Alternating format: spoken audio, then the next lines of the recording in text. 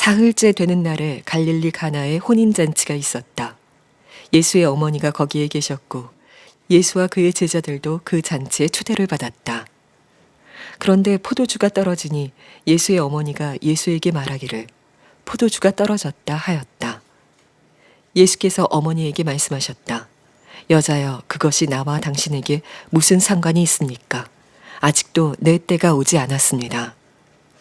그 어머니가 일꾼들에게 이르기를 무엇이든지 그가 시키는 대로 하세요 하였다. 그런데 유대 사람의 정결 예법을 따라 거기에는 돌로 만든 물항아리 6이 놓여 있었는데 그것은 물 2-3 동이들이 항아리였다. 예수께서 일꾼들에게 말씀하셨다. 이 항아리에 물을 채워라. 그래서 그들은 항아리마다 물을 가득 채웠다. 예수께서 그들에게 말씀하시기를 이제는 떠서 잔치를 맡은 이에게 가져다 주어라 하시니 그들이 그대로 하였다. 잔치를 맡은 이는 포도주로 변한 물을 맛보고 그것이 어디에서 났는지 알지 못하였으나 물을 떠온 일꾼들은 알았다.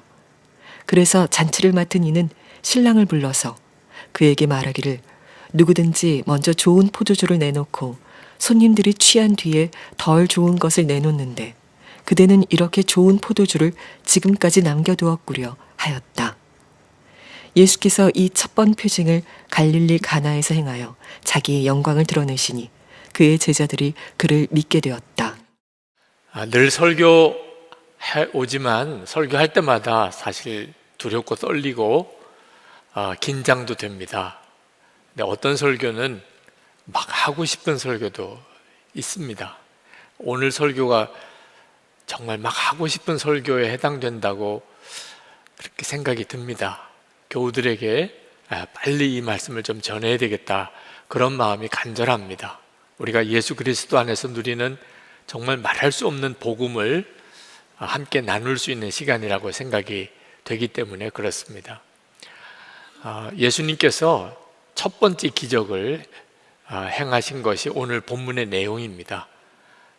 가나 혼인잔치집에 예수님과 제자들이 초청을 받아 가서 예수님의 어머니 마리아와 함께 있는데 그 집에 포도주가 떨어졌습니다. 잔치가 중간에 그만 다 망쳐버리게 되는 큰 어려움이 생겼는데 그때 예수님의 어머니 마리아가 예수님에게 이 집에 포도주가 떨어졌다 하고 알려주었어요. 예수님께서 그 집 종들에게 그 돌 항아리, 손발을 씻는 정결 결례를 행하는 그 물 항아리에다가 물을 부으라고, 그리고는 그 물을 떠다가 연회장에게 갖다 주라고 했는데 그 물이 포도주가 된 겁니다. 최상품의 포도주가 된 거죠. 이 기적이 예수님이 첫 번째 행했던 기적인데 이 기적을 요한복음은 표징이라고 그렇게 표현을 했습니다. 이 표징이라고 하는 표현은 그냥 기적이 아니고 예수님이 그리스도이신 것을 믿게 해주는 사건이다. 이런 기적을 보니까 예수님이 그리스도시구나, 그런 의미가 있는 사건이라는 거예요. 그리고 누구나 예수님을 그리스도로 믿으면 그의 삶에 이런 기적이 일어난다, 그런 의미가 있는 사건이라는 거죠. 자, 그런 뜻에서 오늘도 예수님을 믿는, 예수님을 구주로 믿고 영접하는 모든 사람의 삶 속에는 물이 포도주가 되는 기적이 일어나게 되어 있습니다. 자, 이렇게 말씀을 드리면 여러분 중에는 난 아닌데 이런 생각을 하시는 분들이 있으실 거예요. 저도 예수를 믿으면 누구나 다 물이 포도주가 되는 것 같은 삶의 기적이 일어난다는 것을 선뜻 동의하기 어려웠어요. 왜? 그런 일이 내게 일어났다고 생각이 안 들었기 때문입니다. 근데 여러분, 예수님 믿고 우리에게 어떤 기적이 일어났는지를 스스로 잘 몰라서 그렇지 실제로는 물이 포도주가 되는 기적이 우리 모두에게 일어났습니다. 우리는 영원히 죽어 지옥에 갈 수밖에 없는 죄인이었어요. 그런 사람이었습니다. 그런데 예수님을 믿고 예수님의 십자가의 보혈로 우리의 모든 죄가 다 씻음을 받았습니다. 그리고 하나님의 자녀가 되고 영생을 얻었습니다. 뿐만 아니고 예수님께서 우리 안에 거하시게 되었습니다. 하나님의 성전된 자가 된 거죠. 물이 포도주가 된 거잖아요. 오늘 여기 계신 분 중에 또는 영상으로 이 설교를 듣는 분 중에 예수님을 진짜 믿고 구주로 영접했는데 그런 은혜가 임하지 않은 분이 있나요? 누구든지 예수님을 정말 구주로 영접하면 모든 죄가 사함받고 그리고 영생을 얻고 하나님의 자녀가 되고 그리고 예수님이 그 마음에 거하시게 되지 않습니까? 우리에게는 정말 물이 포도주가 되는 기적이 예수님 안에서 일어났습니다. 그저 속죄야만 받은 게 아닙니다. 우리는 이제 거룩하게 되고 사랑으로 사는 사람이 됩니다. 이건 역시 우리 안에 오신 예수님께서 이루어 주실 것입니다. 물이 포도주가 되는 것은 우리가 하는 게 아니고 주님이 하시는 것입니다. 빌립보서 1장 6절 말씀에 너희 안에서 착한 일을 시작하신 이가 그리스도 예수의 날까지 이루실 줄을 우리는 확신하노라. 우리 안에 구원의 사건을 일으키신 주님이 우리에게 허락하신 거룩한 사람, 사랑만 하는 사람 되게 만드십니다. 데살로니가전서 5장 23절, 24절에 이렇게 말씀했습니다. 평강의 하나님이 친히 너희를 온전히 거룩하게 하시고 또 너희의 온 영과 혼과 몸이 우리 주 예수 그리스도께서 강림하실 때에 흠없게 보존되기를 원하노라. 너희를 부르시는 이는 미쁘시니 그가 또한 이루시리라. 할렐루야. 하나님이 이루실 겁니다. 누구든지 예수님을 믿고 주님을 바라보는 눈이 열리고 나면 그의 삶은 물이 포도주가 되는 인생이 됩니다. 옥스퍼드 대학 신학 수업 과정에 시험 보는 날 질문이 하나 주어졌는데 예수님께서 물을 포도주로 만드신 이 기적이 종교적인 의미로는 어떤 의미가 있겠습니까? 그게 질문이었어요. 시험 문제. 신학생들이 열심히 그 풀이를 하고 있는데 한 학생은 전혀 답안을 쓰지 않고 눈을 감고 가만히 앉아 있는 것을 보고 시험 감독하는 교수님이 정말 속이 터지는 것 같았습니다.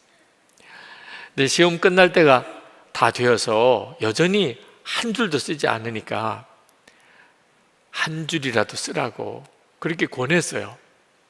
그렇지 않으면 빵점이니까 한 줄이라도 쓰면 점수를 줄 수 있지 않느냐. 그랬더니 이 신학생이 눈을 뜨고 마지못해서 펜을 들고 한 줄 답을 썼습니다. 물이 주인을 만나서 얼굴이 붉어졌다. 기가 막힌 답을 썼어요. 유명한 낭만파 시인 바이런입니다. 그 바이런의 대답이 정말 정답이에요. 물이 자기의 주인인 예수를 보고 얼굴이 붉어진 거죠. 사랑하는 사람을 만나면 얼굴에 표시가 나잖아요. 우리가 진짜 나의 생명, 나의 구주이신 예수님을 정말 만나게 되면 우리의 삶은 물이 포도주가 되어버립니다. 인생이 완전히 바뀌어버립니다. 여러분 하영록 목사님 아시죠? 그 목사님이 메이크 뮤직이라고 하는 책을 쓰셨는데 그 책 속에 아버지 이야기를 하셨어요. 그 하영록 목사님의 부친이 참 훌륭하신 분이더라고요. 6.25 전쟁 때 10대 때 학도병으로 지원을 해서 참전했고 그리고 13년 동안이나 부산 나환자촌에서 거기서 나환자들을 섬기는 일을 하셨고 그리고 미국에 이민을 가셔서 정말 마기를 해가면서 가족을 부양하고 또 공부도 하신 분입니다. 그런데 하영록 목사님 말씀에 들어보니까 그 어릴 때 그 식사 시간이 그렇게 힘들었대요. 아버님이 그런 험한 세월을 사셔서 그런지 굉장히 엄격하시고 그리고 불같이 화를 내실 때가 많으셨다는 겁니다. 그래서 밥을 먹을 때는 온 가족들이 다 긴장을 한답니다. 나중에 이제 아버님에 대해서 듣고 보니까 어린 시절에 부모님으로부터 따뜻한 사랑을 못 받고 자라셨던 거예요. 그 아버지, 할아버지가 아내가 두 분이셨어요. 그런 가정 배경에서 자랐기 때문에 아버지도 마음에 상처가 많으셨고, 그래서 그 아들에게 상처가 물려진 거죠. 그런데 예수님을 만나고, 인격적으로 주님을 만나고 난 다음에 그 어릴 때 그렇게 무서웠던 식사 시간, 그러니까 마음에 상처가 되었던 그때의 그 기억이 다 하나님의 축복으로 바뀌더라는 거예요. 이렇게 쓰셨습니다. 나는 아버지와 식사하면서 상대의 이야기에 경청하는 법을 배웠고, 무슨 말을 해야 하고 하지 말아야 하는지를 배웠다. 말해야 할 때와 말하지 말아야 할 때, 울어야 할 때와 웃어야 할 때, 사랑해야 할 때와 훈련해야 할 때를 배웠던 것이다. 예수님을 바라보는 눈이 뜨이고 나면 내 마음의 큰 상처도 다 하나님의 복으로 바뀌어버립니다. 예수 믿고 산다는 것은 정말 놀라운 일이에요. 그런데 여전히 예수님을 믿고도 마치 잔치집에 포도주가 떨어진 것 같은 난감한 상황만 경험되지, 물이 포도주가 되는 기적을 경험하지 못하는 분들도 현실적으로 많습니다. 오늘 지금 이 자리에도 지금 이 말씀을 듣는 분들 중에도 목사님, 지금 제 심정은 잔치집에 포도주가 떨어진 것 같아요, 그런 분들이 많으세요. 그렇다면 한번 진지하게 여러분 자신의 삶에 예수님을 영접은 했지만 예수님이 진짜 주님이 아니시고 손님으로만 계신 것은 아닌지 한번 점검해 봐야 됩니다. 이 가나 혼인 잔치집에 물이 포도주가 되는 기적이 일어나기 전에 먼저 포도주가 떨어졌는데 예수님이 계실 때 그런 일이 일어난 거예요. 그러니까 예수님이 계시다고 항상 그런 기적만 일어나는 게 아니라는 거죠. 예수님이 계신 자리에서도 포도주가 떨어지는 일이 일어나는 거예요. 여러분이 그런 일을 겪을 때 이상하게 생각하지 마셔야 됩니다. 예수님의 어머니 마리아가 예수님에게 이 집에 포도주가 떨어졌다 그렇게 이야기를 했을 때 예수님께서 그것이 어머니와 나에게 무슨 상관이 있습니까? 아직 내 때가 이르지 않았습니다, 이렇게 대답을 하셨어요. 예수님이 왜 그런 말씀을 하셨을까요? 예수님의 때는 도대체 어느 때를 말하는 겁니까? 이 예수님의 때라는 것은 예수님이 그리스도로서의 사역을 시작하실 때, 그런 의미입니다. 그러니까 그런 때가 지금 이 집에서는 이루어져 있지 않다는 거예요. 왜 그렇죠? 예수님이 손님이셨으니까. 어머니, 저는 이 집의 손님이잖아요. 이 집에서 포도주가 떨어지는 일이 일어났다고 하더라도 그게 지금 나에게 무슨 상관이 있습니까? 여기서는 제가 아무것도 할 수 없어요, 어머니. 그런 뜻인 거예요. 여러분, 우리의 삶 속에서도 예수님이 주님이 아니시고 손님이시면 주님은 안타까운 마음만 가지고 계시지 아무것도 못 하시는 거예요. 안 하시는 게 아닙니다. 우리가 직장에서 시간 한 시간을 써도 다 결제를 맡잖아요. 직장에서 돈 하나를 써도 다 결제를 맡아야 쓸 수 있는 거잖아요. 내가 주인이 아니니까. 우리가 예수님을 진짜 주님을 하고 고백한다면 우리의 삶도 그렇게 해야 하는 거예요. 시간을 쓰든 돈을 쓰든 항상 우리에게는 결제해주는 주인이 계신 거예요. 주님이 하라고 하시는 대로, 주님이 쓰라고 하는 대로 그렇게 사는 것이 예수님을 주님으로 영접한 자예요. 만약에 우리가 시간도 내 마음대로, 돈도 내 마음대로 그렇게 쓰고 있다면 예수님은 나에게 아주 귀중한 분이긴 하지만 손님이신 거예요. 여러분, 이 일이 바뀌어야 합니다. 그렇더라도 우리 주님이 진짜 내 안에 계시다면 내가 어려움을 겪을 때 강제로라도 역사를 해 주셔야 맞잖아요. 주님은 그렇게 하고 싶으세요, 정말. 그렇지만 그렇게 하실 수 없는 주님의 마음도 여러분이 아셔야 합니다. 여러분, 운전을 처음 배운 초보자가 차를 운전해 가다가 아주 복잡한 주차장에 차를 주차하려고 그러는데 도무지 자기 실력으로는 주차가 안 되는 겁니다. 뒤에 차들은 쫙 밀려서 빵빵거리기만 하지. 그때 이 사람이 그냥 울면서 나를 좀 도와주세요, 나를 좀 도와주세요 한다고 도와줄 수 있나요? 어떻게 해야 그 사람을 도와줄 수 있죠?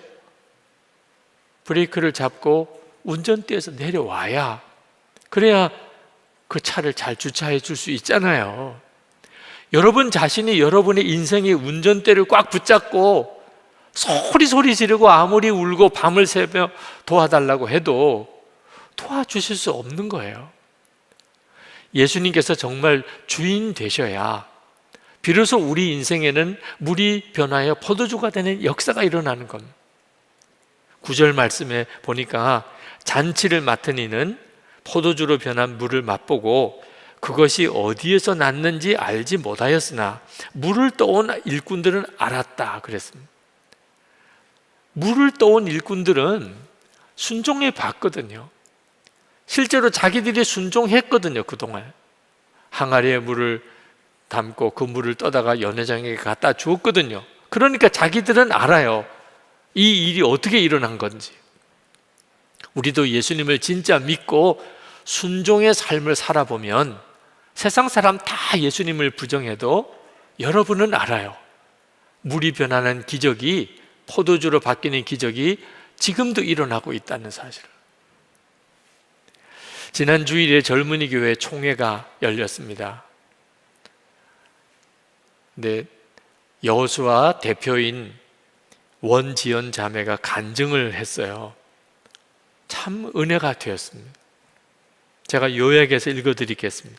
작년 여호수아 대표로 콜링 받았을 때 부끄럽지만 저는 제가 하나님께서 택하실 수 있는 가장 합당한 사람이라고 생각했습니다. 제가 여호수아 공동체에서는 윗또래이고 2년간 기획위원도 경험했으니 저를 사용하시는 것이 가장 편할 것이라고 말입니다. 하지만 지금 1년을 돌아볼 때 사실 저는 하나님의 가장 비효율적인 선택이었음을 깨닫습니다. 하나님께서는 저를 통해 일하시기 위하여 매번 저를 설득하셔야 했습니다. 제가 이전에 해봤는데 그건 안 될 거예요. 그렇게 말고 이렇게 하면 더 좋아요. 저의 얕은 지식과 경험을 전능하신 하나님 앞에 들이미는 교만한 저를 하나님께서는 끝까지 포기하지 않으셨습니다. 저에게 하나님의 음성을 따라 한 걸음 한 걸음 내딛는 삶을 알려주기 위하여 하나님께서는 기꺼이 비효율적인 선택을 하신 것이었습니다. 저는 여호수아 대표 자리로의 부르심을 하나님께서 사랑하시는 젊은이 교회를 세워내라는 사명이라 생각했습니다. 그러나 1년이 지난 지금 전혀 다른 고백을 하게 하십니다. 하나님께서는 교회를 세우기 위해 저를 사용하시는 것이 아니라 연약하여 매번 하나님을 외면하는 저 한 사람을 세우기 위해 교회를 사용하신 것입니다. 저를 향해 언제나 변함없는 사랑을 부어주시고 저를 위해 기꺼이 비효율적인 선택을 감내하신 하나님께 감사드립니다. 이 원지연 자매를 통해서 지금도 주님을, 예수님을 믿고 그리고 순종해 보려고 하는 사람을 통해서 물이 포도주가 되는 역사와 기적이 계속 경험됩니다. 성도 여러분, 이미 여러분 안에 물이 포도주가 되는 기적이 일어났음을 믿으시기 바랍니다. 이것이 중요해요. 이미 내 안에 물이 포도주가 되는 기적이 일어났다. 이 믿음에서부터 순종이 나오는 거예요. 예수님의 어머니 마리아가 예수님을 믿었기 때문에 그 집에 포도주가 떨어졌을 때 예수님에게로 가서 포도주가 떨어졌다는 사실을 알린 겁니다. 그리고 예수님이 어떤 역사를 반드시 하실 것을 믿었기 때문에 그 하인들에게 예수님이 시키는 대로 하라고 지시했던 거예요. 예수님께서 그 하인들에게 항아리에 물을 채워라, 이제는 떠서 잔치를 맡은 이에게 가져다 주어라, 그렇게 종들에게 말씀하실 때 그 종들이 예수님께서 이제는 정말 주인의 자리에 계시다고 믿고 그대로 순종했더니 그제서야 물이 포도주가 되는 기적이 일어난 거예요. 지금 성령께서는 오늘 말씀을 통하여 저나 여러분에게 그 예수님의 어머니가 하인들에게 했던 말, 무엇이든지 그가 시키는 대로 하세요, 그 말씀을 지금 우리에게 하고 계신 거예요. 무엇이든지 주님이, 예수님이 시키는 대로 하세요. 순종은요, 절대로 부담스럽고 어려운 일 아닙니다. 그건 은혜요, 축복이에요. 우리가 예수님을 믿고 예수님을 영접했으니까 순종하는 삶을 살 수도 있는 거예요. 여러분의 삶에 포도주가 떨어진 잔치집 같은 그런 분위기입니까? 그러면 낙심하지 마세요. 이제 가나 혼인 잔치집의 기적의 전반부가 이루어진 거예요. 할렐루야, 축하합니다. 포도주가 떨어진 걸 축하합니다. 그 포도주가 떨어졌으니까 물이 포도주가 되는 기적이 일어난 거잖아요.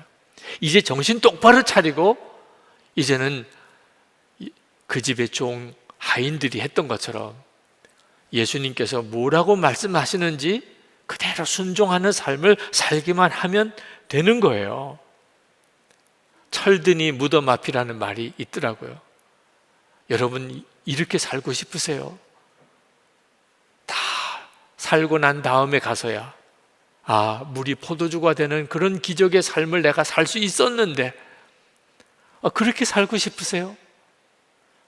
진짜 그렇게 살아봐야 되잖아요. 예수님을 믿으셨다면. 그렇다면 이제 1년만이라도, 1년만 하라는 건 아니에요. 계속 하라고 그러니까 너무 부담스러워 하니까 1년만이라도 한번 예수님을 진짜 믿고 그리고 주님께 순종하는 삶을 한번 살아보기 바랍니다. 그러면 반드시 여러분의 삶 속에, 여러분의 삶에 물이 포도주가 되는 기적이 일어났다는 고백을 하시게 돼요. 우리가 시작할 순종은 날마다 주님을 바라보는 거예요. 날마다 바라보는 것을 바꾸는 거예요. 우리가 날마다 보고 듣는 게 있습니다. 그것 때문에 우리 인생이 다르게 살게 되는 거예요.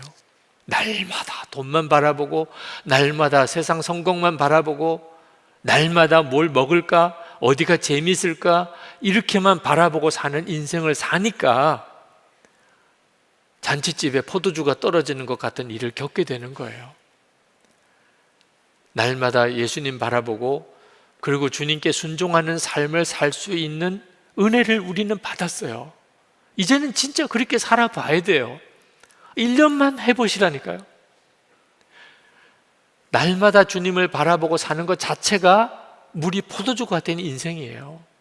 그리고 우리의 삶에 계속해서 물이 포도주가 되는 기적을 경험하는 열쇠기도 합니다. 올해 예수동행교회 2주년 감사 예배가 있었는데 그때 한 성도님이 간증을 하셨어요.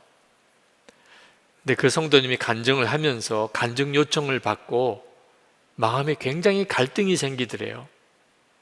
작년에는 어머님이 암에 걸리셨고, 근데 그 암 때문에 오히려 어머님이 구원을 받으셨어요. 그런 극적인 사건이 있었습니다. 그래서 그때는 간증할 게 있었어요. 근데 올해는 그런 극적인 사건이 없어요. 간증은 하라고 그러는데 올해는 간증할 게 없다. 그런 난감한 상황에 처해졌었는데 기도 중에 깨달아지는 게 있더래요. 그런 극적인 사건이 일어난 것도 간증이지만 그런 극적인 사건이 일어나지 않은 것도 간증이잖아. 더 큰 은혜잖아. 그거 깨달아지더래요. 어머님이 암에 걸리고 그것 때문에 예수 믿게 되고 이것도 간증이지만 그 부모님이 이제는 늘 일상처럼 주일이면 하나님 앞에 예배드리게 된 거, 이건 더 큰 은혜잖아. 이 사실이 확 깨달아지더라고. 그래서 하나님 앞에 하나님 저 간증거리가 없어요 그랬던 게 얼마나 부끄럽게 느껴졌는지. 더 놀라운 은혜의 삶을 살고 있으면서, 아니 죽을 병에 걸렸다가 다시 구원받는 게 그게 그렇게 꼭 좋은 거냐? 지금 늘 부모님이 하나님께 예배드리고 사는 것은 더 큰 은혜가 아니냐, 그거 깨달았다고. 이분이 학교 교사신데 요즘에 새로 되시는 교사들은 참 난감하더랍니다. 20, 30대 아주 젊은 세대 교사들이 어느 날 회의 시간에 교사라고 학생들을 다 사랑할 필요가 있나요? 우리도 한 명의 직장일 뿐이지요. 이렇게 말을 하는데 동의하는 교사들이 많더래요. 이번에 새로 간 학교도 바로 앞에 있는 책상에 계신 선생님이 교사가 직업 윤리만 지키면 되지 굳이 학생을 사랑해야 할까요? 저는 세상에서 헌신이라는 단어가 가장 싫어요. 이렇게 말을 하는 것을 듣고 자기는 사명감을 가지고 학교 교사를 하고 있는데 자기 같은 사람이 오히려 다른 교사들에게 불편을 주는 존재가 되어버린 게 너무 난감하더라고요. 그래서 마음에 낙심이 될 때가 많은데 예수 동행일기를 쓰면서 그런 어려움을 일기에 이렇게 털어놓으면 그 나눔방 지체들이 아주 벌떼같이 댓글로 격려해주고 위로해주고 그래서 다시 힘을 얻는다는 거예요. 그러면서 그분이 이것이 제 간증입니다.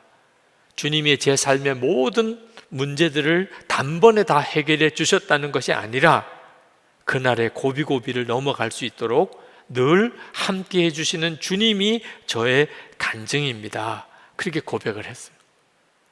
여러분, 정말 날마다 주님과 동행하며 주님을 바라보고 살게 되는 것 자체가 여러분의 인생의 물이 포도주가 되는 것 같은 놀라운 기적입니다. 그러면 충분하잖아요. 그죠? 최근에 예수 동행일기를 쓰시기 시작하신 지 40일 되신 목사님이 소감을 이렇게 쓰셨어요. 제가 조금 요약해서 핵심만 말씀드리겠습니다. 잠 깰 때부터 잠 잘 때까지 예수님을 생각하면서 오늘도 살고 있다. 예수님이 내 마음에 계신 것이 점점 믿어진다. 동행일기 쓰기 전에도 예수님이 내 안에 계시다고 믿었지만 말과 행동은 내 마음대로였다. 그러나 지금은 예수님이 함께 하심이 믿어지면서 말과 행동이 자제된다. 아내와의 싸움이 거의 사라졌다. 특히 차만 함께 타고 가면 늘 싸웠는데 동행일기 쓰면서부터 싸우지 않은 지가 벌써 한 달이 넘었다.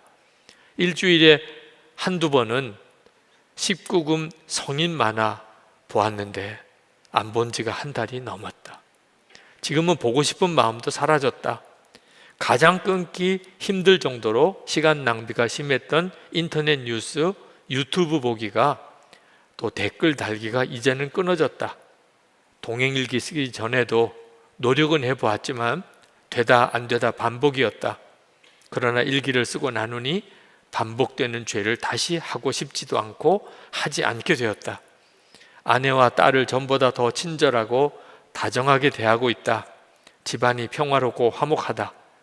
아내의 잔소리를 오래 참게 되고 아내의 잔소리가 내게 필요함을 느낀다. 아내가 집에서 내가 하는 모습을 장모님께 이야기하니까 장모님이 우셨다고 했다. 집안의 웃음도 회복되었다. 예수 동행일기를 만난 2021년은 내 신앙의 분기점이다.